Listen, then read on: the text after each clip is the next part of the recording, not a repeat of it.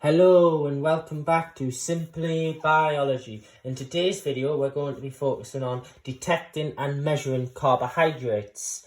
Now this is a very short video and it's all to do with the different types of tests which are used to measure carbohydrates. So without further ado, let's get started.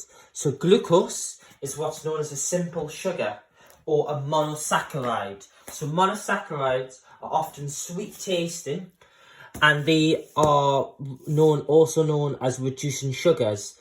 This just means they are able to reduce other components, and therefore they get given this name of reducing sugar.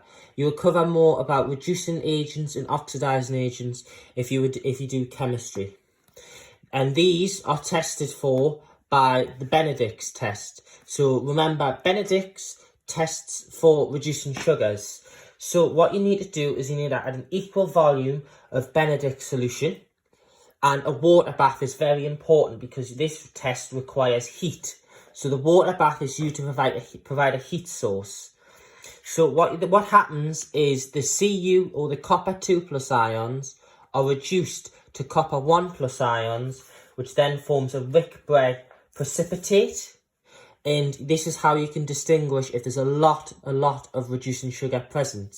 And this test is what's known as a qualitative test because it doesn't provide you with exact numerical data. But what it does present you with is it says that if it's red, there's lots of reducing sugar. If there's orange, there's some reducing sugar. If this is green, there's little reducing sugar. And a blue result indicates a negative result. Now, you will notice that I've got no slide for a non-reducing sugar because there's no direct test for a non-reducing sugar. So an example of a non-reducing sugar would be some disaccharides, which are just two monosaccharides joined together with a glycosidic bond. So how you test for a non-reducing sugar is what you have to do is you have to first hydrolyze it with an equal volume of dilute hydrochloric acid in a gently boiling water bath for a few moments. Then you need to neutralise the acid by adding what's known as sodium hydrocarbonate solution. You need to test this to ensure that it's neutral by adding litmus paper, and this will go green. Then you have to retest the solution using Benedict's, and you will distinguish between red, orange, green and blue, and for the presence of a non-reducing sugar. Now, we now also have the test for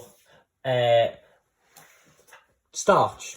So starch, this test is iodine. So iodine Ki reagent will turn blue-black in the presence of starch, and if a negative result will be yellow-orange. So we're just going to talk a little bit more about biosensors now. So what a biosensor is, it's an analytical device that is used to detect the presence of a chemical by combining a biological component. If the substance binds, a colour change or an electrical charge will be produced. So an example of a biosensor can be what's known as a clinistrip, which is used to detect levels of glucose in the urine and therefore can determine kidney disease. What these clinistrips contain is they contain an enzyme known as glucose oxidase, which is able to oxidize glucose into glucanoic acid and hydrogen peroxide.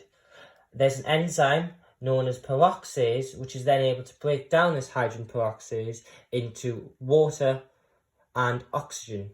This oxygen then oxidizes the colour change on the clinistrip, and therefore the colour change indicates the amount of glucose present in the urine. So then there's different readings depending on whether there's a large amount of glucose or a small amount of glucose. Thank you for watching this video, and I hope it's been informative on the methods to detect and measure carbohydrates in the urine or in external solutions.